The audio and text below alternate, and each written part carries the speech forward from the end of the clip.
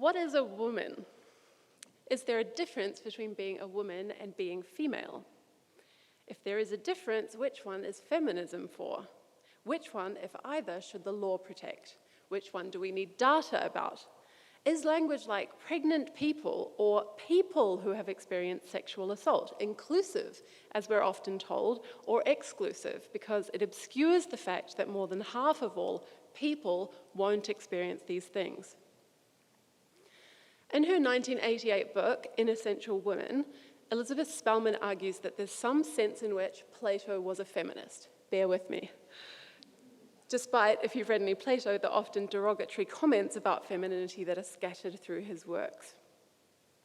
For Plato, it's all about what kind of soul a person has. In the hierarchy of souls, there are philosopher kings, who are at the top, then auxiliaries, then artisans and producers next in the hierarchy, and then at the bottom, slaves. But because Plato insists on a dualism between the body and the soul, where the soul is a real but immaterial thing that transcends and outlasts the body, he thinks there's no necessary connection between a type of body and a type of soul. So while we hear a lot today about philosopher kings, when we hear about Plato's worldview, he actually admits the possibility of philosopher queens. This is the sense in which he was a feminist, at least for his time. The thought is, you can't know just from the fact that someone is female that they're not at the top of this hierarchy. There can be manly souls encased in female bodies. Notice that if I'd said trapped in female bodies instead, would be right up to the present gender theory with this 2,367-year-old text. Spellman also asks about Aristotle's conception of women.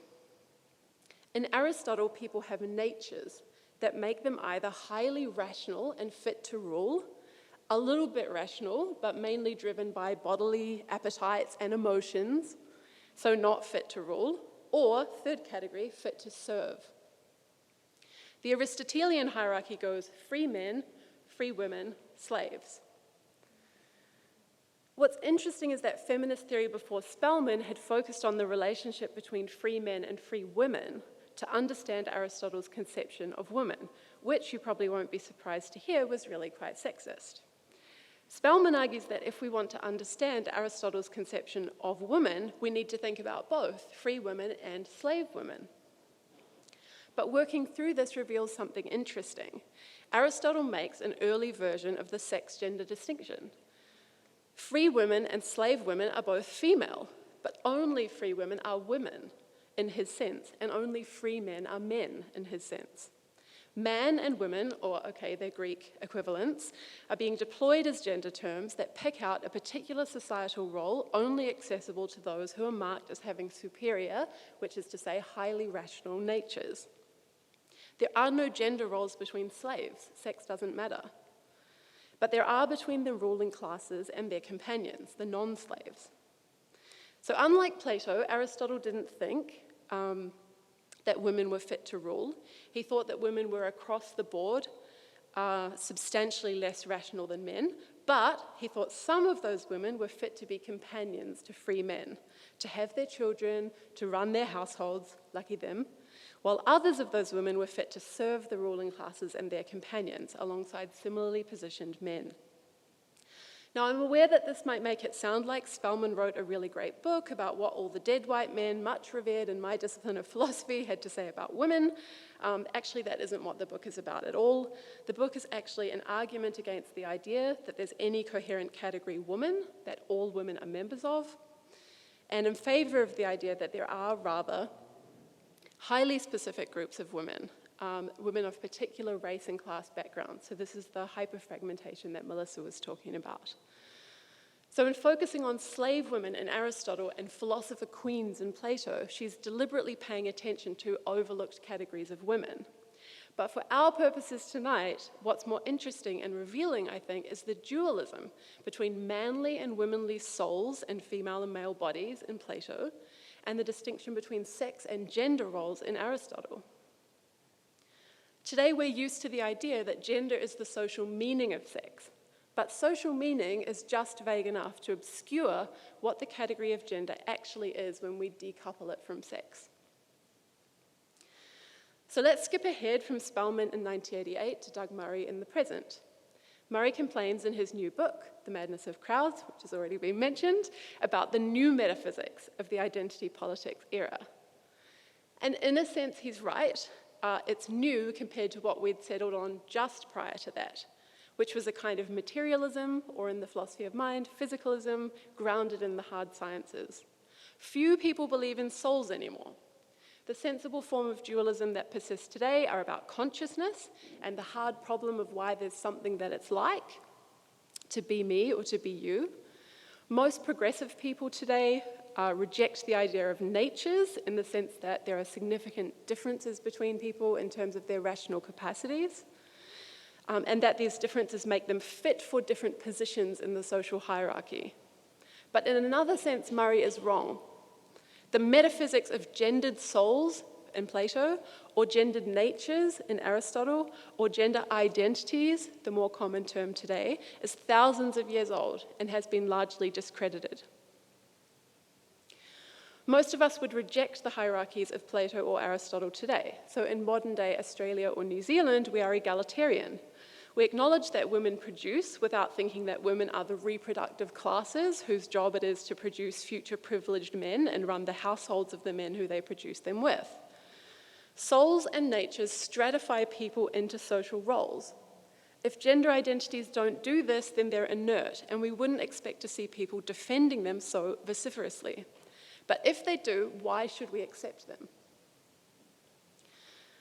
So there are two moves that we can make at this point. We can preserve the idea of gender roles, that is to say, gendered social roles, but update them to try to fit our current values, meaning work hard to make them liberal and egalitarian, or we can get rid of the idea of roles.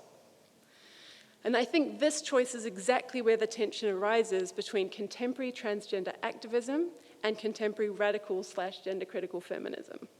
Trans activists want to do the former, or something close to it, and feminists, I'm going to go ahead and say it, actual feminists, want to do the latter.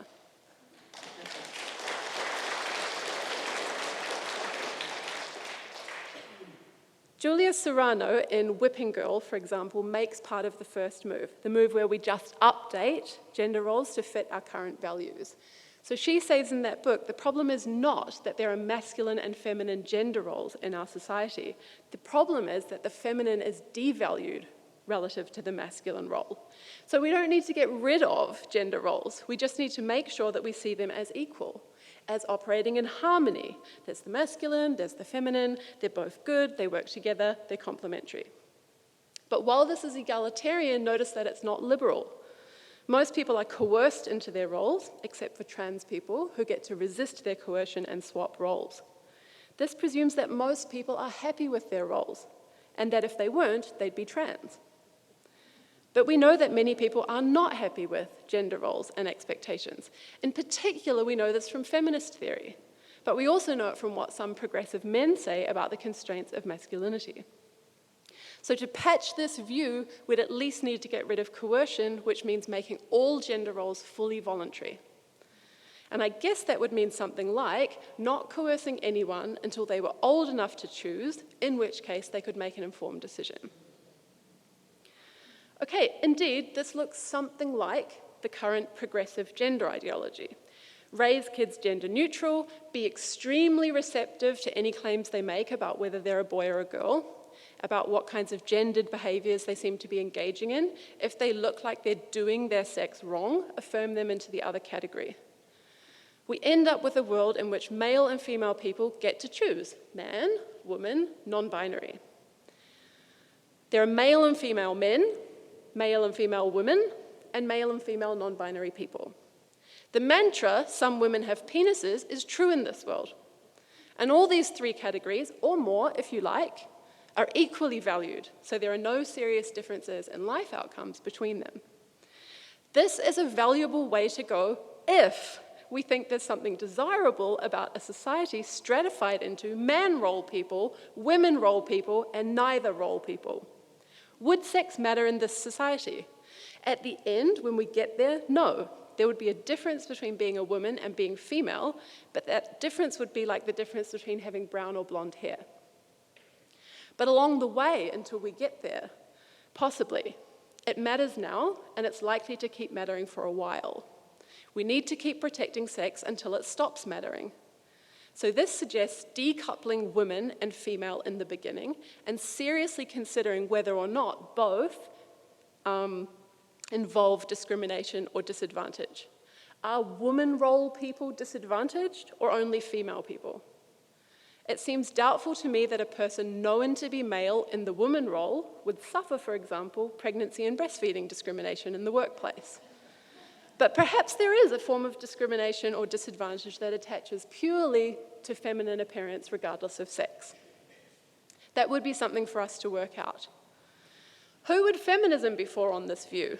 Again, in the end, it would be for woman role people, but we probably wouldn't need it because all genders would be equal. But along the way, it might need to be for either female people or woman role people or both. That would depend on the ways in which people from either category were socially disadvantaged and the extent to which they needed a social movement to advance their interests. Many liberal feminists now are simply taking the both line, so both woman role and female. Although some do seem to focus rather more on the woman role people than the female people at the expense of the latter. In the end, the law wouldn't need to protect anyone on the basis of gender because all genders would be equal. We wouldn't need to collect data on the basis of gender because all genders would be equal.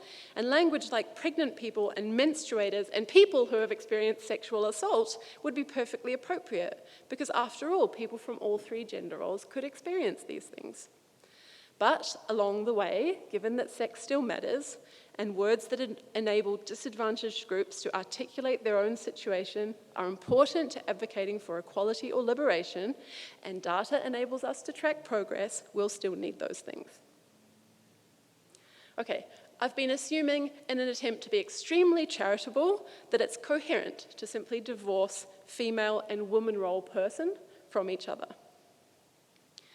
The feminists throughout history who have divorced these two things have not said they come completely apart. Rather, they have said there's more to being a woman than merely being female. Other stuff gets added on top.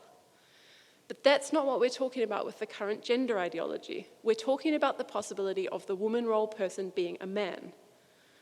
The problem is it's a bit hard to fill out the content of these roles. What's a woman role? Are the woman role people the sparkly, pretty, decorative ones? Are they the ones who stay home with the kids?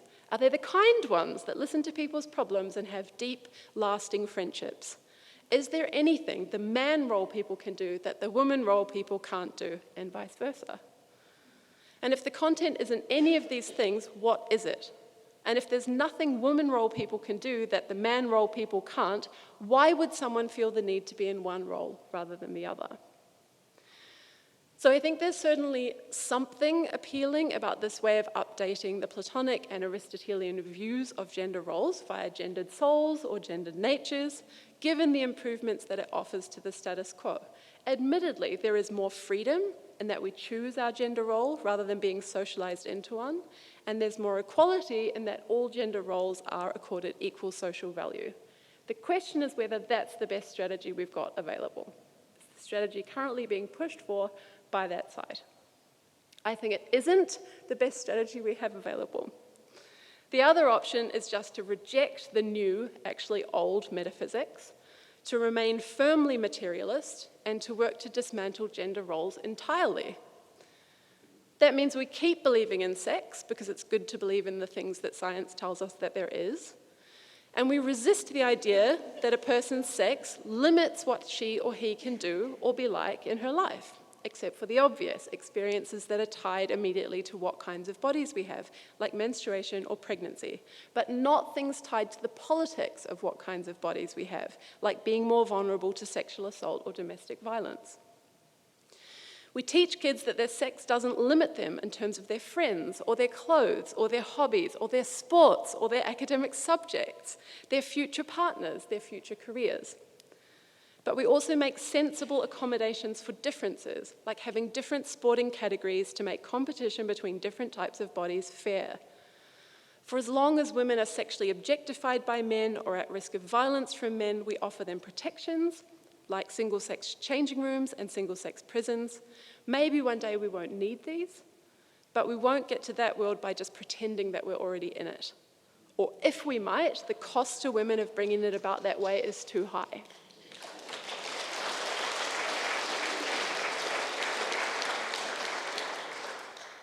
So this future has the same kind of starting point as the other one that I talked about already, something like raising kids gender neutral, by which I mean not socializing them into specific roles on the basis of their sex. But it doesn't require sex denialism, and it doesn't justify panicking every time your kid does something not 100% gender conforming, and it doesn't mean packing them off to the gender clinic if they do something that doesn't fit a stereotype. In this world, when all is said and done, there will be boys in dresses and glitter, and there will be girls in pants with short hair.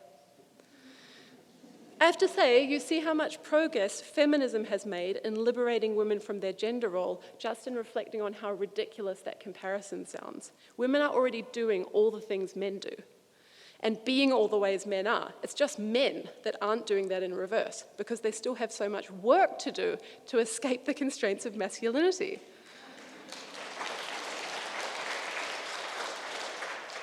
But abdicating manhood in order to escape is no way to achieve liberation, especially not when it means 1, leaving the rest of the men to their lot, 2, compromising women's path to liberation by compromising, for example, women-only spaces, provisions, and services by having men in them. Imagine what the history of feminism would look like if the initial resistors had just declared themselves to be men and left everyone else to it. What about those men who feel desperately strongly about gender roles and swapping over into the feminine role? Philosopher Andrea Long-Chu, author of the recent book Females, she's not, writes elsewhere about the desire for the female role and about having no real interest in abolishing gender or gender roles. And I think while her honesty is unusual and appreciated, it's clear that the desires of a small number of men do not justify the non-liberation of half the population of the world. It's good for women. It's good for women not to be socialized into narrow and constraining gender roles, and actually it's good for men too. We should abolish gender roles and be left with nothing but sex. The cost of liberation for a large number of people is the frustrated desire of a small number of people, so be it. On this alternative, there is no difference between being a woman and being female. Feminism is for female people, also known as women. The law should protect female people until such a time as it doesn't need to, because there are no significant differences in outcome between female and male people. We need data about female people in order to track this difference and to know when the difference has disappeared. Language like pregnant people and menstruators and people who have experienced sexual assault is ridiculous, performing a kind of all lives matter on feminism. It obscures the fact that more than half of all people, the male ones, won't have these experiences. In conclusion, I hope you agree that when we consider these two possible moves side by side, it's pretty clear which one is better. Woman is not a soul independent of a body. It's not a nature that makes you fit for one social role rather than another. We don't need to merely tweak those social roles so they're a bit more equal and there's a bit more freedom about which one you end up in. We shouldn't allow ourselves to slip from woman as a gender term and gender as the social meaning of sex to a social meaning entirely divorced from sex. Feminists work hard to articulate the social meaning of sex so that they could show that it had been imposed upon women rather than being an essential part of women's natures. We don't make the world better by continuing to impose those meanings and just opening up the imposition to some men. We need to continue to mitigate women's historical exclusion and marginalization, which means keeping sex-based provisions and protections in place while working toward a future in which we no longer need them.